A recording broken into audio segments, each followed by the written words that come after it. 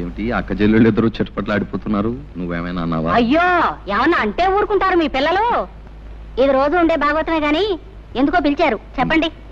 ఓ 300 ఇవ్వు. 300? ఎందుకు? తర్వాత చెప్తాను, ముందు ఏమిటండి తర్వాత చెప్పేది? ఊళ్ళో ఎవరికో ఏదో వచ్చి ఉంటుంది, తాగుతున్న అమ్మా అని తయారయ్యారు ఉపకారానికి. నెమ్మదిగా మాట్లాడు, ముందు నేను ఇవ్వనండి. ఇవ్వవు? ఇవ్వను. నా కోపం వస్తుంది. ఏం చేస్తారు? ఏమైనా చేస్తాం. నేను ఇవ్వనంతే.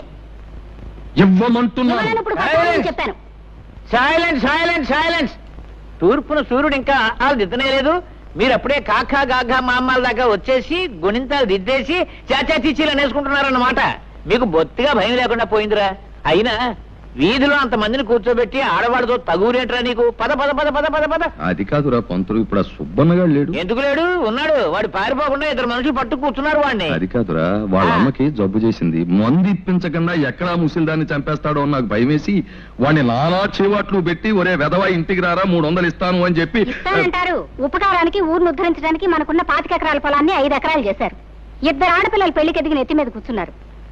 ఆ రాంబాబు దయదలిచి వ్యవసాయం చేస్తున్నాడు. కనీసం ఎరువుల కన్నా డబ్బు లేకపోతే ఏం బాగుంటుంది? ఆ డబ్బు తీసుకెళ్లి ఎవరికో ఇస్తానంటారు. మీరేనే చెప్పండి మాస్టారు, ఇలా అయితే ఈ సంసారం ఏం బాగుపడుతుంది? అర్థమవుతుందమ్మా, అర్థమవుతుంది వీడి వెధవ బుద్ధి. ఒరేయ్ కాస్త జాగ్రత్తగా వినరా. సంసారానికి మగాడు కూడికి లాంటి వాడురా. ఊరికే తెచ్చి పడేస్తూ ఉండాలి. భార్య గుణకారం లాంటిది, భర్త తెచ్చిన దాన్ని రెట్టింపు చేస్తూ ఉండాలి. పిల్లలు ఎలాగూ మైనస్లే కదా, అంటే తీసివేతలన్నమాట. ఒరేయ్ నీకున్నది 2 ఆడపిల్లలు, వాళ్ళకి పెళ్లిళ్ళు పేరెంటాలు చేయవా?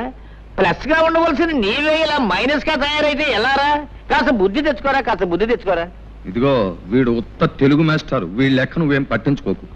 ఈవేళ నా పరువు కాపాడు. పరువు అన్నాక చేస్తానా? తెస్తాను ఉండండి. జానకి బావకు టిఫిన్ పట్టుకెళ్ళమ్మా.